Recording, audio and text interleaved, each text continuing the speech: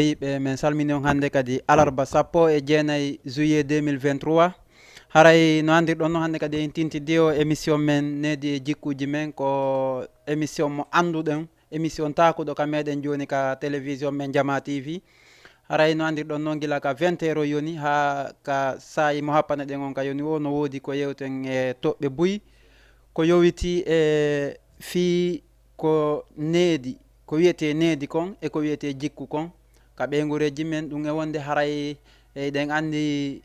no heewi façon no heewi coɓɓuli ɗi waweten suutude e nder muɗum ko tawata hara naka ɓeygureji men ma naka ka kawte meɗen haray noon ko ɗum waɗi haray hande kadi e yiitidiɗo e ko yowiti fii affaire jikku e fii affaire needi ko tawata hara paykun wonkun ka ɓeygure no hani ka o hetta ko enite kon e droit et devoir o andi piijino toon ko wiyete droit et devoir e no toon ko hanuɗa wadde no toon ko hanuɗa hettude haray hande ko ɗum ɗo wonɗe yewtude ko honɗum tawata haray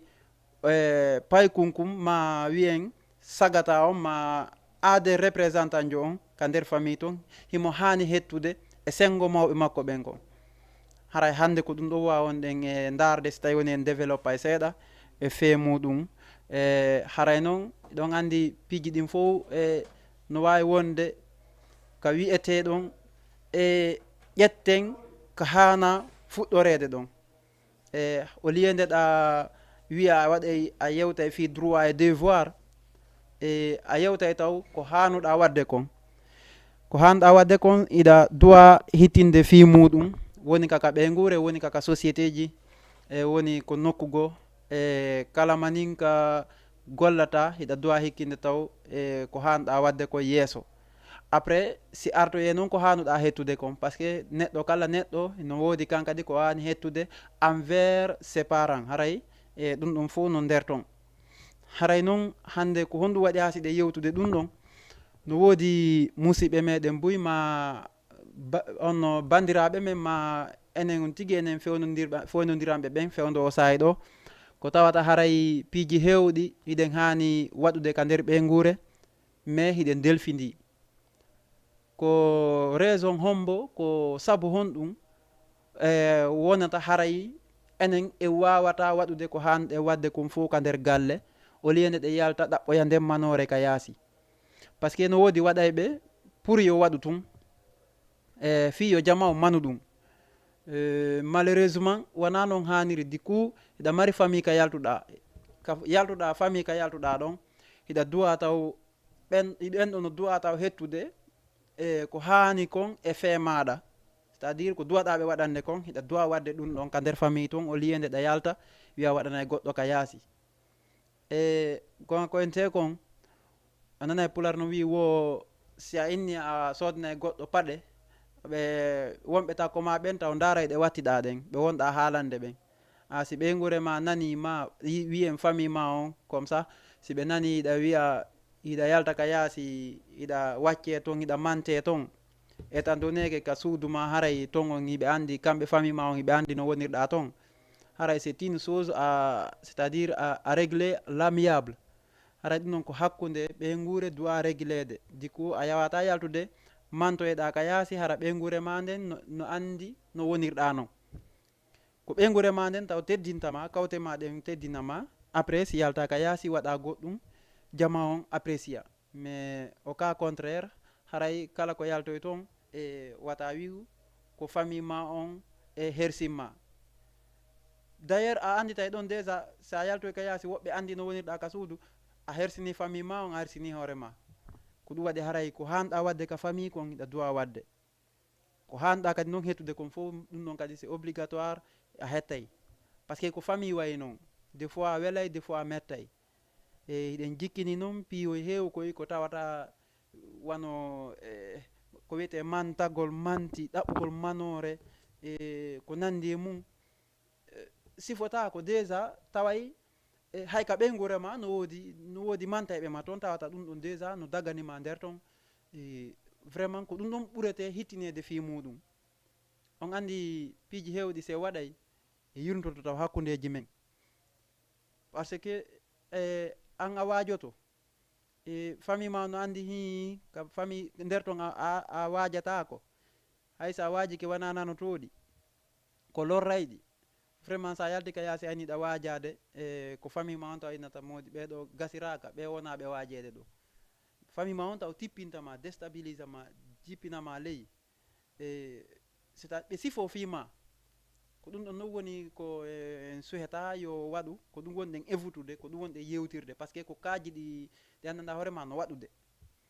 mais e nder ɗum ɗon fof e wawata wiide hi en accinayi jama on e wawata wiide en accinayiɓe à 100% mais no woodi ko yewteten e nder muɗum tawata hara si ɓe yurnitiki kamɓe tigi ɓe tahay ay alaɓe arrange tawa biɓe fuɗɗi wano siga piiji gon ton alaɓe nafude ko lorra ɓuri ɓe ko lorra ɗum woni ɓe addande nafa kan ko seeɗa joni noon ɓayɗa andi hi famille on ko an sakkitoyto zérugol famille on ko an c'est à dire fof ko an fay confiance e muɗum du coup a duwaka délesude a duwaka wedditade e maɓɓe e fii ko hanuɗa waɗande ɓe kon waɗangol ɓe ngol ha no fuɗɗori hon num mawɓe maɓe no ɗon ɓe fof père mère fop no ɗon ɓen non fop no toon miñiraɓe ma jajiraɓe ma fop no toon ɓay noon haray ko fi affaire jikku e affaire needi wonɗe yewtude ko ɓen ɗon taw duwama ne'ude ko ɓen ɗon duwama yoɓinde jikku moƴƴo si a joguino jikkugol ɓen no wawma no gasa peut être changeandema piiji gono toon ko honno ɓe changirta ɗum ɗon mawɓen andita na wedditeɗe ɓe fi mum mawɗo ma no waɗiranɗamo wo golle ɗen no heɓirɗa duwa e makko wo ko ɗum ɓuratama nafude woni ko nder to woni ko yaasi ensuite famille ma on koye nder ɗum ɗon hoolare heɓoto janggo no gasa ko a wonta représentant maɓɓe on confiance on fof ɓe wawma fawoyde janggo ɗum ɗon fof koye golle maɗe nder ton ɓe yiyata mawɗo ma on ko ɗum hanɗamo waɗande taw doole maɗen wata añan ɗum ɗon mawɗo ma on quel qu'en soit hara ko difficulté honɗum tigui de heɓuɗa ma hara ko souci honɗum heɓuɗa mais mawɗo ma on fewdo ko wawuɗa ɗon wata yeggutu mawɗo ma on fewdo ko a wooda ɗo wata yeggutumo hittin fi makko gollir wurde mayde fino mawɗo ma o weltora anta ko an sakkitorta welo ngon on andi piiji hewɗi no feƴƴa e jungo men ɗin ɗi wonoya jasimi anduno on haray perdi naati on perdi ɗon noon ko perdi luttowo par ce que kaka ɗaɓɓete ɗon an welsidiɗa ha ɗum ɗon laawike ma joni noon ka ɗaɓɓete ɗon si laawike ma ɗum ɗon yeehi abadallah badi artata joni noon an haray ko siki ngo gurdam honɗum heɓata sikkuɗa ko honno sakkitorta ko ninse hoore ninse ko ninse e hoore ninse par ce que ka ɗaɓɓete ɗon a ɗaɓɓali ka jumete ɗon a jumali joni noon gonga koyente kon en fof eɗen andi ko woɓɓe wonay tum barki e woɓɓe ko gonga ko noon an kadi ɗa yeeli wonugol yo woɓɓe aru wona barki e ma tawata haray piiji hewɗi a wawa ɓe wallitorde saabu honɗum saabu jogal ma ngal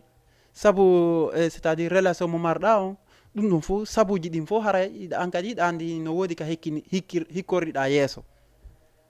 hara hande si mo ari e ma fi sabu mo ari e ma fi haaju mum programme mum haray no hiɗa wawi mo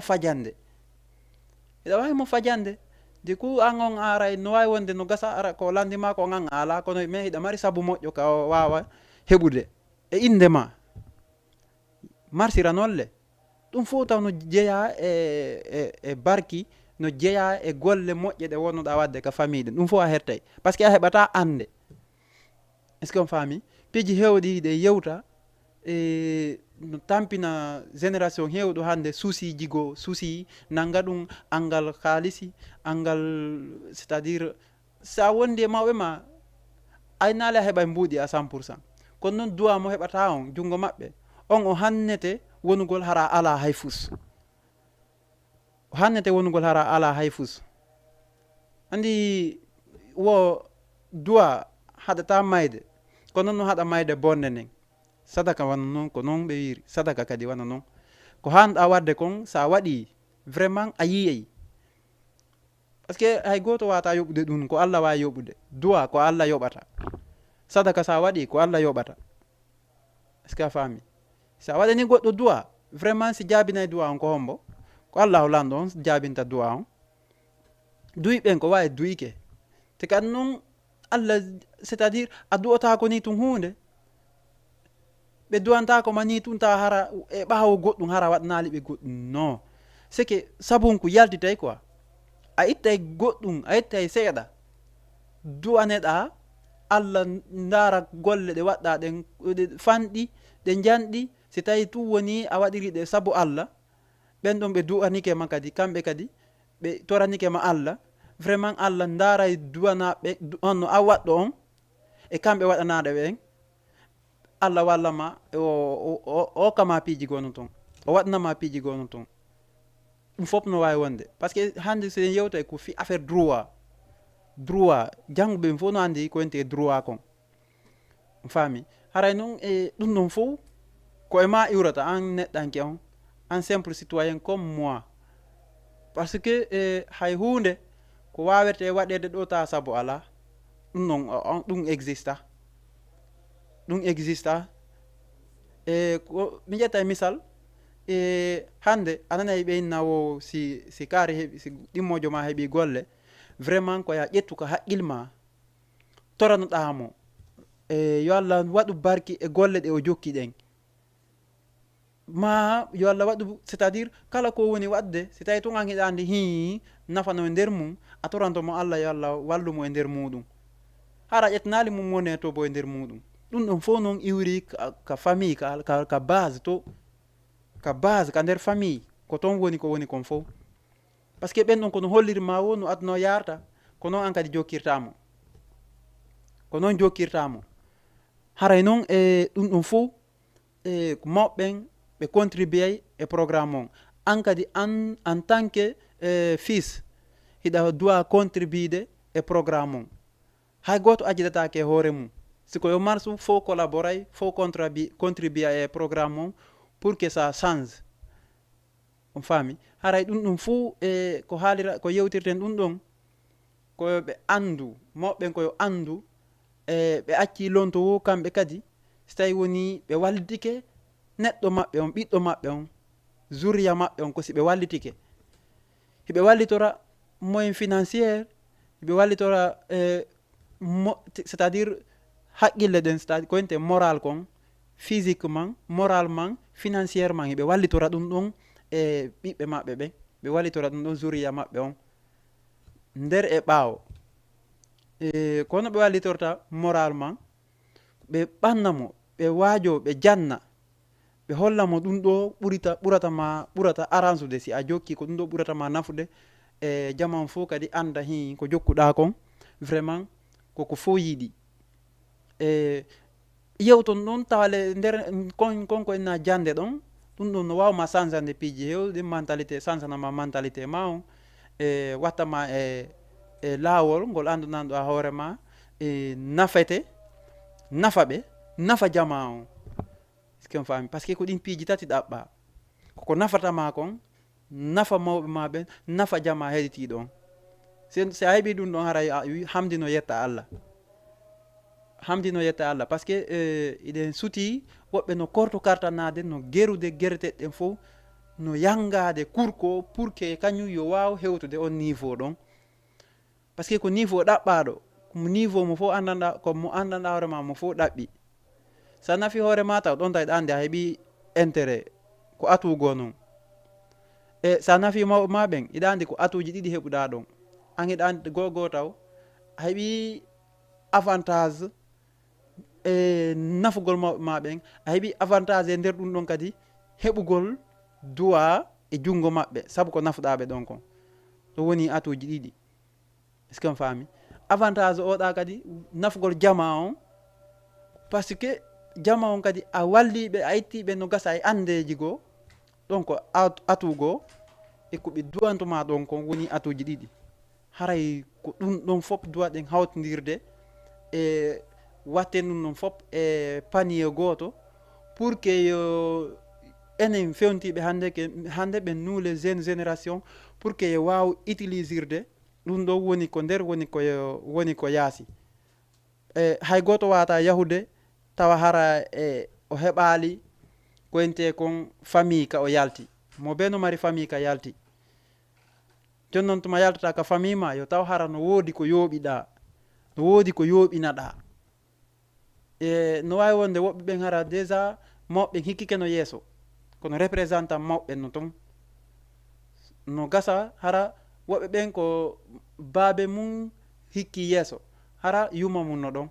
sabu yuma ma ɗon eɗa wawi heɓude ko falɗa kon. Andi neɗɗo tuma heɓi piiji gono ton siko yurmeteɗo siko ne'aɗo yehi ha o heɓi hunde nden tata hara vraiment ɗum ɗo himo hatongini ɗum ɗo yo mawɓe maɓɓe ko ɓe nafitor num mais woni ɓe ala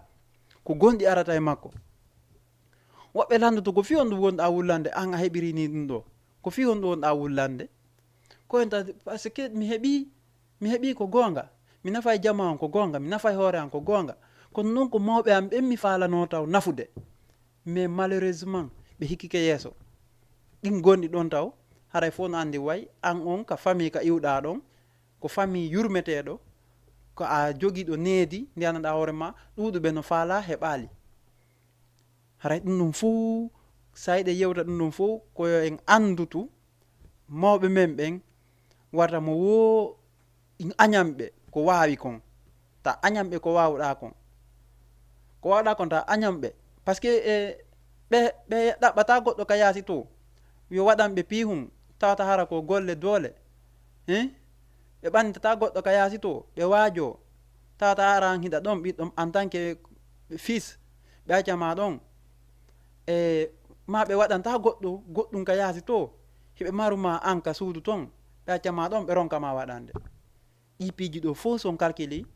siko sago maɓɓe tuma ko goɗɗo go heɓoyta ka yaasi tuma goɗɗo go mawninte fi mum ka yaasi siko sago maɓɓe kamɓe kadi mo maɓɓe on hewtay on niveau ɗon ko ɗum waɗi haray ɓe ƴettay toujours andeji maɓɓe ɗin fof ɓe ƴettay toujours wakkilare maɓɓe ndin fof ɓe inna ɓe wawata accitirde mani par ce que ko a woni aade maɓɓe on ko a woni lonto maɓɓe on janggo ko a wawata ɓe réglande programme ji ɗi nder ton. Ko ɗum waɗi ɗum ɗum fof remarqué si on ƴetti ɗin ɗum piiji fof on hawtidiri on tawi ko hombo hani waɗande goɗɗo ko hombo hani hikkinde goɗɗo yeeso an ɓiɗɗo on kamɓe mawɓe ɓe wakkiloriɗa an kadi a wakkiloriɗa joni ko hombo duwa hittinde sikki ko an ɓiɗɗo on duwa hittinde par ce que no siko no arda yara an ko waɗantaɓe ko ha un certain moment hara on seedi soit ɓe walike ɓe hikkike yeeso joni noon haray ko golle ɗe gollanɗaɓe ɗen ko ɗum wonɗa hettutude joni noon sa hittinali fiɗen noon sa acci ɓe aditike ma yeeso par ce que siɗon golluɗude sa acci mawɓe maɓɓe woni yeeso haray aranzali golle ha wona yeeso maɓɓe e affaire golle ɗen e hittingol ngol fi maɓɓe on hara nawi yoɓe hittin tun kamɓe fiima falte moƴƴa komi faala haalde kon hittingol ngol kaka golle wonɗen haalde fi mum est ce que on faami kaka golle wonɗen haalde fi mum siɗa jokkodiri animom maɓe parallèlement wata jaɓuɓe wona yeeso ma wonu yeeso maɓɓe ka gollal ngol ɓe ka hittingol fi maɓɓe ɗon on haray andu a gañi kono si ɓe woni yeeso ma andu haray toujours an a rekkilay woni ta sikku do ara yaha a avance ay woni si ɓe woni yeeso ma tun andu an a rekkilay woni du coup an ko falɗa ko hiɓe woni yeeso ma ko ɓe woni ɗaɓɓude kon fof hiɓe jonde ma ko falɗa kon fof hiɗa heɓude mais ñande noon woni ɓe ala ce que tu vas constater ko ɗum imaginata taw ñande woni noon ɓe ala comment tu vas faire maintenant ko honno waɗirta ɗon noon joni gurdam mum ma ko an kadi fiyo ya nafu hoorema nafa famille mo ɓe acci ɓawo on ko honno guerreta ɗon ɗum ɗon fof se yewde ɗum ɗon koye référence wonɗe wadde surtout ko wonɗe yiide kon ɗum ɗon no doit diminuide entre men no doit diminuide gogo mawnintinare nafata konnagu nafata gañanendi nafata e yewtino ɗum ɗo corruption ça n'a pas de sens ɗum fop ala nafa ngenari ɗum ala nafa c'est que no metti sifade ko tawata haray ɗen ƴetti piiji gon ton ɗe rondi haray ɗum no foyi ɗen doit évitude piiji ko anndanɗa hoorema nafa en kono ko yerumen on tun ɗi nafata ɗimmojo maɗa ɗi nafata mawɓe maɓen anko ɗi nafe tun intérêt ma tun tata haray ɗi goɗɗi gon ton hara daganakima mais c'est ce qu'on doit éviter, c'est ce qu'on doit éviter surtout ɗum non fof ko wonɗen haalirde koyen hittin ka golle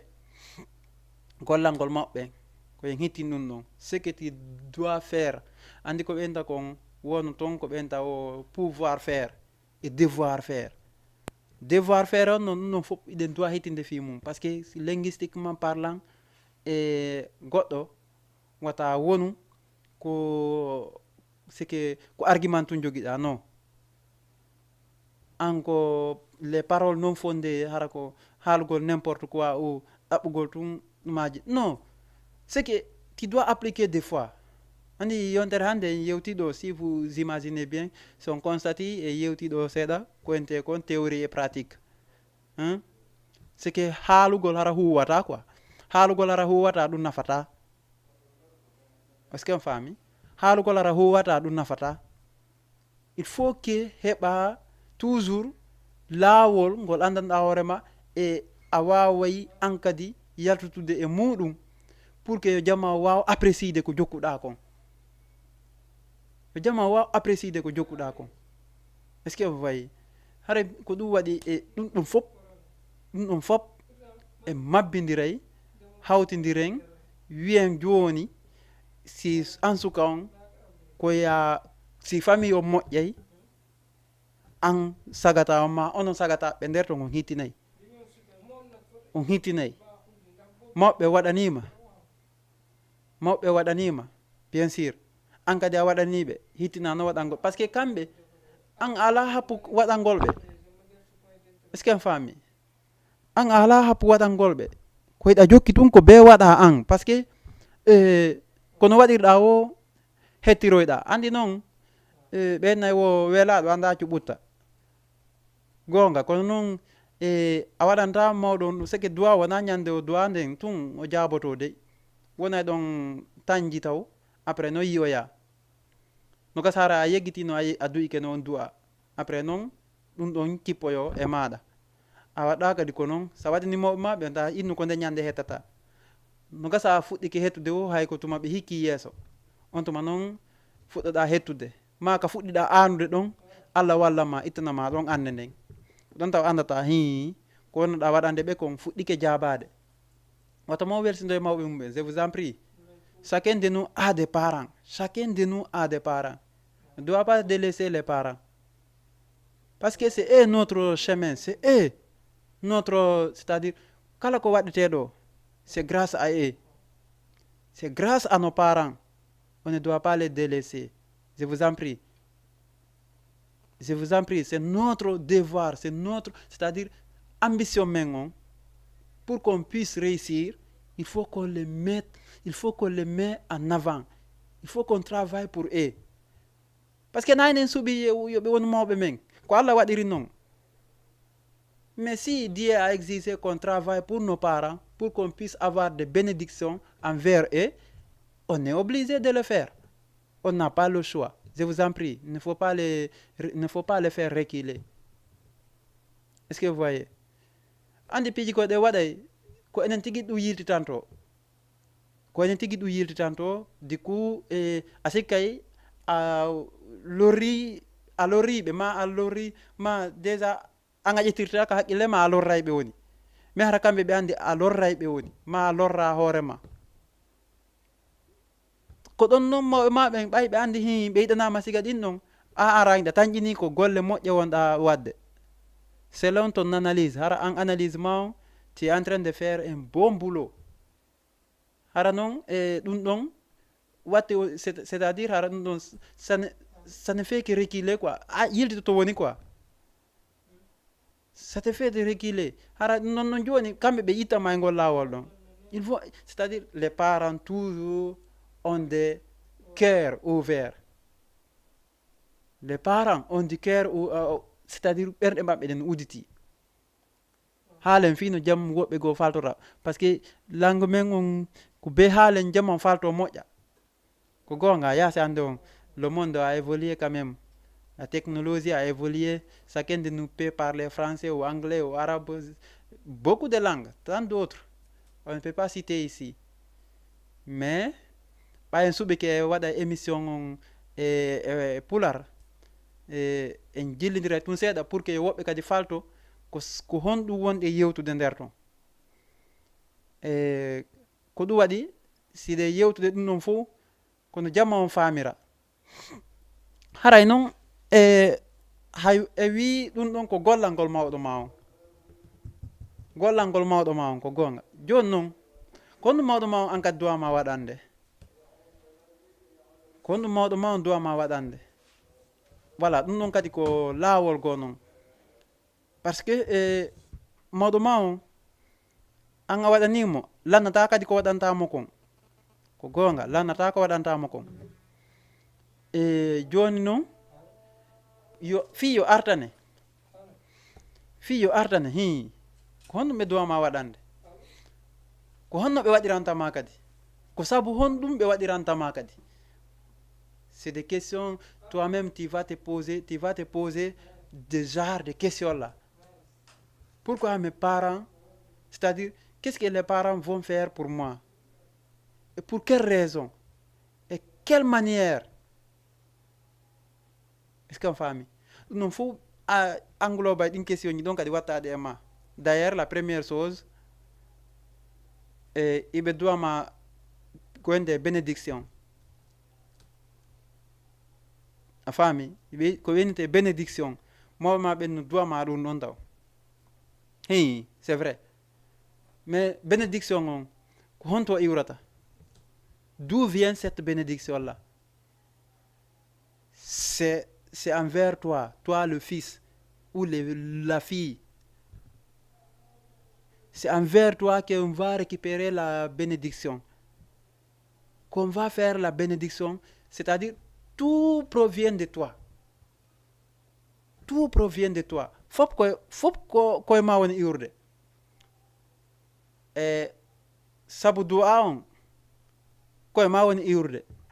du'a on kadi koye ma woni hottude, c'est-à-dire ko golle ɗiɗi ɗe anndanɗa hoorema ɗe fof ko gollal gotal ngal anndanɗa hoorema hettay ɗumaji ɗiɗi bénéfice ɗiɗi. An a golli gollal gotal a fammi, an a gollanimo ɓen golle goote, mais récompensement on ko golle ɗiɗi hettata onno ko joddiji ɗiɗi hettata, joddi ɗiɗi hettata. Quelle chance ko mbo mari ɗum ɗon, ko wakkilani ɗo mawɗo mum on joni noon ɓe waɗanima ɗum ɗon ko sabu on ɗum kadi ɓe waɗiranma ɗum ɗon par ce que no woodi duwaji ɗi mawɓe goo waɗata tawatara hay goto yiɗa ɗum ɗon, hay goto yiɗa ɗum ɗon. Joni noon si ɓe du'anike ma ko sabu honɗum ɓe du'oranma, ko sabu ko waɗanɗaɓe kon ka, ko sabu ko waɗanɗaɓe komi sikki ko ɗum ɓe du'oranma, ko sabu ɓay golle ɗe moƴƴi ɓe du'oranma, ou ko ɓayɗe moƴƴali, ou bien ko ɓayɓe yiɗe tun. Voilà ko ɗon faltoto ɗo moƴƴa, ko ɗum waɗi ha simi nun ko sabu honɗum ɓe du'oranma, ɗum noon kadi kam ma iwri soit ɓe yiɗe tun ɓe du'anima, ma o a golli golle moƴƴe ɓe du'anike ma woɓɓe no tun waɗa tun fi ala ko wawi ɗum noon kadi ɓe du'anoma par ce que ɓe wawi wiide bon ko golluɗa ko yo Allah yoɓe, ko an noon andi siko ko moƴƴi golli, siko ko moƴƴi golluɗa Allah yoɓirte no moƴƴiri, siko ko boni kadi ɓeynima yo Allah yoɓe, ɗon kadi haray sabbo joddi ndin ɗon kadi haray ndin joddi ɗon kan suuɓi iɓe wawi wikde kadi yo Allah waɗu barke e ma, yo Allah okkore ko falɗa, sabu ɓayi ɓe yiɗuma du coup par ce que ko ɓiɗɗo maɓɓe ɗum ɗon fof y a pas de problème, mais sabu honɗum ɓe du'oranma ƴettu ɗum ɗon sabu ko gollanɗaɓe kon, sabu ko gollanɗaɓe kon. Mawɗo ma ida yiɗi duwa maɓɓe ko gonga, ida yiɗi duwa maɓɓe kono na joɗagol croix à bras inna way moi je suis le c'est-à-dire le fils cadet ou quoi je ne sais pas an joɗɗa ɗon comportagol par ce que joni a woni majeur ɗum ala sens. joni hara ko duwaji ɗin tun ɗaɓɓuɗa an hara ko duwa on tun ɗaɓɓuɗa a ɗaɓɓa e gollal ngol maɓɓe gollamɓe yango fi maɓɓe heɓa duwa maɓɓe on. hande ɓay ko ɗen toɓɓe ɗo wonde yewde ko ɗum ɗon tun waweten analyse ude e sengo ɗum ɗon droit et devoir. ko hanɗa hettude kon a hettay, ko hanɗa wadde kon kadi a waɗay. c'est ça un représente un père de famille. on français neni chacun est l'ambassadeur de sa famille dans sa famille pardon. mo be ka nder ɓeygure mum hikkiɗo mawɓe on c'est à dire ɓiɗɗo maɓɓe jane on ko woni ambassadeur on ko on dirisata lawol ngol ko woncata lawol ngol pour que yo heɗitiɓɓe waw rewde ɗon hara barmali. mais so tawi no woni an ko ya ƴaddu bulle ɓurta ñasude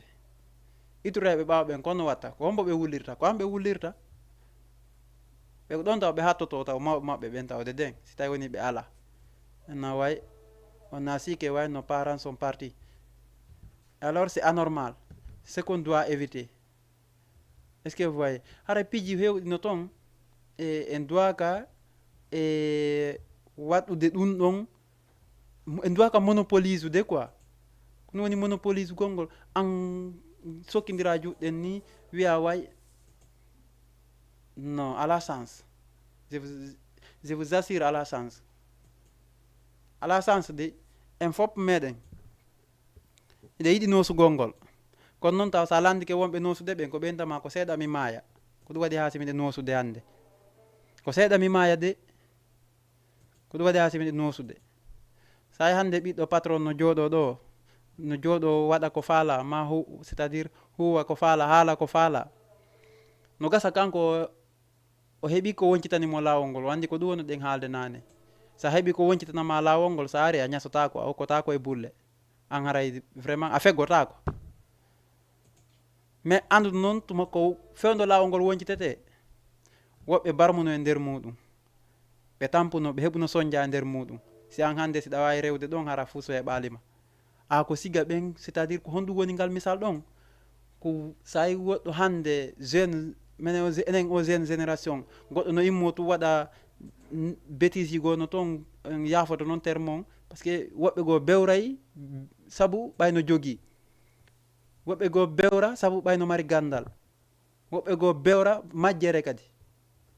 mais wonɓe bewrude saabu ɓayno jogui ɓen wata ɓe yeggutu mawɓe maɓɓe ɓen kamɓe ɓe bewano fewdo ɓe ɗaɓɓayno ndin jawdi ko o jogui ɗon fewdo ɓe ɗaɓɓayno ndin jawdi kamɓe hari ils ont des bras c'est à dire effort ji ɗin fop ɓe fournisi effort ji ɗin fop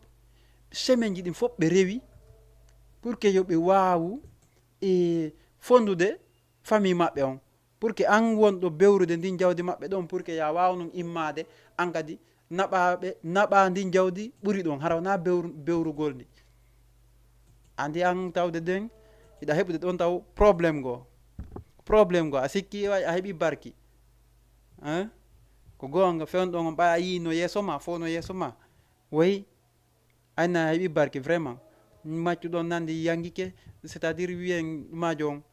hono wiyantelan kurkoto ɗon o kurkanike aden hande mawɗo on hikkike yeeso nayi woɓɓe men none sa paahum ma wiye andi ɗin piji fo an tigui yurnito anta hande sa bewri ɗum ɗon ko ɓaya ari aduna yangiɓe ha aduna ɓe yangi kadi ha heɓuɗa ka wona heɓuɗa ko bewra mi sikkuno ko waɗanta ɓen ɗon hande ko gollal ngol ɓe golle moƴƴe ɓawo ga weltora ko ɓe waɗi kon duwanoɓe ko ɓe waɗi kon ɓay an Allah tawnalima ya waɗanɓe goɗɗum nin saha ko honno an kadi tawaɓe aduna pour que ya wawɓe waɗande goɗɗum an kadi heɓa janggo ko haalna ɓiɓɓe ma wa itanaɓe sadaka e jawdi ndi ɓe acci ndi ɓayan bete acca ala jawdi ko jawdi maɓɓe ndi wonɗa gollirde itanaɓe sadaka e mayri fewdo ɓe wurno ɓe itayno sadaka fewdo ɓe wurno ɓe itayno sadaka ɓe itanayno famille on sadaka ɓe okka jama on ɓe itana hoore maɓɓe sadaka est ce que a faami ɗum ɗon fof no toon joni noon ɓay ɓe hikkike yeeso itanɓe sadaka ƴettu jawdi maɓɓe ndin itanaɓe sadaka ɓana jawdi ma ko jawdi maɓɓe hande ko ndi wonɗa bewrude hande ko ndi wonɗa wadde n'importe comment. Alors c'est des choses à éviter, je vous en prie. Ceux qui ont des moyens pour faire nourrir les pauvres, je vous en prie, essayez de faire tout possible. Hara o waɗali piji gono ton yannanɗa hoorema, même vos parents n'avons pas fait. Est ce que vous hara piji ɗi yannanɗa hoorema hay mawɓe momɓe waɗali. Il ne faut même pas essayer. Parce que on essaye tout, c'est-à-dire que catastrophe yaltata. Ko catastrophe yaltata. Est-ce que on famille? Haray ɗum ɗon fop en torondiri mo be yo ƴettu ko haqqille mum e sengo muɗum woni mawɓe no wodaba woni ɓe alaba ko woni e heɓade kon vraiment a yanganto mawɓe maɓen woni ɓe wuuri woni ɓe maayi a yanganto ɓe a hettay est-ce que tu vois? Mais de toutes les façons so yiiɗe yewtude e piiji gon ton e c'est que ko yewtirten ko fii tun ɓeyditugol est ce que on faami kono no fanɗi mo anda e rappel ay tout woni. C'est juste pour faire un rappel. Mais au fur et à mesure woɓɓe artiray ko haqqille mum inna le way ɗum ɗo ko yewta kon ko ɗum waɗi eɗen tori jama on yo ƴettu temps suiva émission ji ɗin, surtout les émissions qui portent des conseils, ƴetti tanji ɗin heɓon ton ko suutuɗon e nder muɗum tawata hara waway nafude en nafa ɓeygureji meɗen ɗin e ɓay hay goto yiɗata ko ɗimmojo mum borrete, hay goto yiɗata ɓeygure mum ko goɗɗo yiyata goɗɗo no borre. Personne. Moi personnellement je ne veux pas. Mi yiɗa yiide ka goɗɗo bonnete inde mum ma ka goɗɗo c'est-à-dire fi makko ka déstabilisete ka lañ fi makko ka bonnete. Non, je ne suis pas d'accord. Parce que min kadi komi personnel, komi personne comme makko, komi neɗɗo comme makko, komi duwaɗo e hettude ndimu an ngun, komi duwaɗo teddinede comme no faalira noon teddinirede kankadi. Joni si tawi woni ñilan hayfindemo min mi teddina hoore an, est ce que ɗum no mari sens? ɗum ala sens. Wata an wata hayfin hoorema honno wata hayfin ɗimmojo ma an teddina hoorema. Haɗa an konto tippuɗa miɗe landi ɗum ɗon. Par ce que kala ko yiɗa waɗi ka aduna ɗo jama on weltanikema no gasa haray ɓe yiwe ma do te kadi ko portuɗaɓe kon ko jonɗaɓe kon no gasa hara ɓe nafitori goɗɗum ma ɓe yika ɗum waɗi tawale hara ko yewtuɗa kon e ko ɓe yi no waɗiɗa kon hara c'est exactement yaadi net ɗum ɗon fuu e yiɗa artude e piiji gono ton parce que ka ɓeygure men ka ɓeygureji men siɗe yewde affaire nede e jikkuji ko be ne'idiren taw nder ton ka ɓeygure nder ton. Si nder ton moƴƴali tun ɓawo moƴƴata. Est ce que vous voyez? On doit porter des conseils entre nous d'abord c'est-à-dire dans nos différentes familles. Nos parents, c'est notre chemin, c'est notre route. Là où on devrait suivre jusqu'à la fin du compte. Parce que nos parents ne sont pas venus ici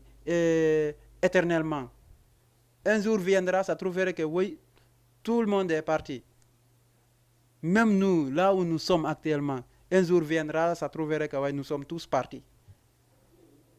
Et c'est un voyage sans retour. Il ne faut pas oublier ça. Hein. C'est un voyage sans retour. Wono monoyade ka artata yo yoɓo kadi ko lannata. Est-ce que on famille yo yoɓo ko lannata mais allah taw hara ko yoɓiɗa kon koko moƴƴi. Allah taw ko yoɓiɗa kon koko nafatama. Allah taw hara acci goɗɗum ɓawo ko tawata hi mawɓe ɓen c'est à dire jamaw no nafitorde ɓawo ga. Sinon haray wonanima ninse wonani famille ma o ninse e ko goto no yelaki par ce que on darti nday se yewti wana ɗum ɗon fof en artay e piihoy seeɗa hoy kadi e fe toujours nder lowre ɗon e wi ko hanɗa wadde kon hiɗa duwa wadde ko mawɓe hanma waɗande kon c'est à dire ko hanɗa hettude kon an kadi ɗa duwa hettude ɗum ɗon fof ko e ma iwrata. Est ce que on faami ɗum ɗon fof ko e ma iwrata joni noon e nder ɗum ɗon fof an kadi si woni mawɓe hande iwi an kadi ko honno guerdata fiya heɓu wawɗo wano ma ka famille. Comment tu peux gérer ta famille? Toi aussi, en tant que représentant maintenant, tu deviens maintenant le représentant de la famille. Tu deviens l'ambassadeur, pardon. Tu deviens l'ambassadeur de sa famille, de ta famille. Mais qu'est-ce que tu vas faire maintenant pour que ta famille réussisse?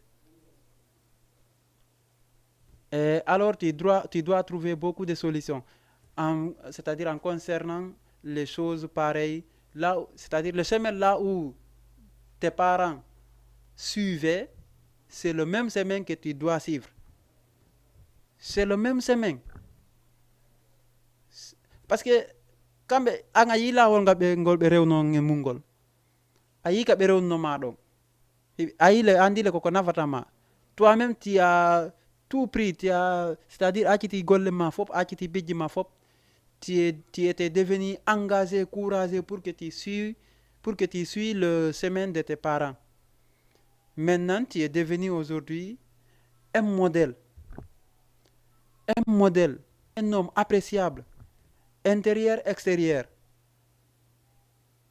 Maintenant c'est le même chemin que tu vas énumérer pour que maintenant ta famille devient comme toi, devient comme les parents. Est-ce que tu vois? Haray ɗin piiji fof koko anndanɗa hoorema koko en duwa ka ɗin piiji fof koko en duwa ka néglige ude. A wata ndaro hande comme aujourd'hui tu as reçu des bénédictions de tes parents, tu as reçu tout. Maintenant toi c'est-à-dire tu minimises ta famille. Andi minimise gol famille ma cela ne veut pas dire seulement que bon c'est tes fils ou ta femme seulement, non. Tes subordonnés, tes voisins, tout ça c'est non faut que famille ma. Même tes voisins ben non faut que famille ma. Est-ce que famille ben non faut hande kala ko waɗana ɓe ngure ma nden yo taw hay sa fonnataɓe bien sûr a wataɓe fonnude kono noon yo taw hara e siko ko annduɗa hi ɗum ɗo e voisin ɓe ma ɓen kawtal ma ngal c'est-à-dire tes voisins n'ont jamais eu ça. Tu dois faire tout possible pour que tu récupères un peu dans ta famille et tu remets à tes voisins pour qu'eux aussi ils disent que ouais, ça c'est de nouveau en nous. C'est toi qui est la première personne de nous donner ça. Sinon, même si on a vu, mais on n'a jamais réussi. Est-ce que ɗum taw ko intérêt ma gonon adanaɓe goɗɗum tawatara ka famille ma an hiɗa wowi ñamude mais ka maɓɓeɗa haysi ɓe wowi yiwde ɓe ñamali ɗum ha hande ma ɓe heɓali ɗum ɗon ha hande an etoɗa ka ŋappita ɗum ɗon ka famille ma to naɓana kawte maɗen. Ça c'est un bon geste, c'est un geste à apprécier. A famille ko anduɗa hi ɗum ɗo vraiment no wondi e ɗum hakon nafa kon eto no wondi e importance kon eto harwana famille ma on tun yanyu. Il faut élargir les choses parce que tes parents, oui, ta famille peut te bénir et faire tout pour toi, mais tes voisins aussi, la bénédiction de tes voisins, ça compte beaucoup aussi. Ça compte beaucoup. Bengu mande famille ma on nous faut nous compte moƴƴa nous nafa ma moƴƴa non no nafa ma moƴƴa de. Il y aura un certain moment hara même les bénédictions de tes parents ou bien ta famille c'est-à-dire ça ne donne pas tellement des atouts, mais la bénédiction de tes voisins, ça compte beaucoup, mon ami. Tamo wedi to e kawtal mungal watamo wedi to e musiɗɗo mum on gorol mangol deyol mangol esiraɓe maɓe mon ami, c'est karamo koma no nanirten ɗum fop ɗum ɗon fop ko duwaɗa hitinde fi mum hay sa fonnataɓe kono mo be yo heɓu geɓal mum ngal e ma ɗum fof koye ma seke ko ɗum tunanta e goɗɗo no enna wo piiji ɗi nin senaɗi tagaɗo. Et puis c'est vrai, il y a des choses qui vont te faire regretter dans la vie. Sa waɗi ko moƴƴi anin say, sa waɗi kadi ko boni anin say. Du coup, c'est vrai, tu fais des bons gestes, tu vas regretter. De mauvais gestes aussi, tu vas regretter. Pourquoi? Ndartunde moƴƴa a waɗi ko moƴƴi kon e tuma hettata nafa mum ka wo anin say ko hanno ɓeyda. Si tawi kadi a waɗi ko boni tuma hettata lorra mum ka wo anin say ko waɗannoɗa. Est-ce que vous voyez? Tu fais des bons gestes, il n'y a pas de problème. Tu vas regretter, bien sûr, oui, tu vas regretter. Pourquoi? Parce que des bons gestes là, la récompense que tu vas avoir envers les bons gestes là, à ton avis, tu vas dire que je regrette parce que je n'ai pas augmenté, je n'ai pas pu faire beaucoup de choses que les gens vont utiliser, que les gens vont apprécier. Ça, c'est un. La deuxième des choses, tu vas regretter parce que tu as fait de mauvais gestes. La récompense de mauvais gestes là, c'est ce que personne n'aime dans la vie. Personne n'aime ça. Est-ce que vous voyez? Ko ɗum minion piji ɗin waten dartum fi mo be no ukkit no ponco paƴe bien sûr parce que mo be ambition mum mo be pensée mum no gasa noon ɗin pensée ji ma eto hara ko pensée, c'est-à-dire les pensées agréables, les pensées qui va te faire c'est-à-dire jonnay ɗima yimɓe popularité, jonnay ɗima popularité. Pensée ji gono ton pensée ji goɗi andanɗa hoorema hay goto yiɗa ɗin noon piiji ɗi kala mo kala ko waɗata ko aduna ɗo yo eto hara dey ko ɓuri e fanɗude kon koko boni kon yiyete, ko ɓuri e fanɗude kon hara koko ɓuri e moƴƴude ko yiyete. Par ce que neɗɗo wona 100%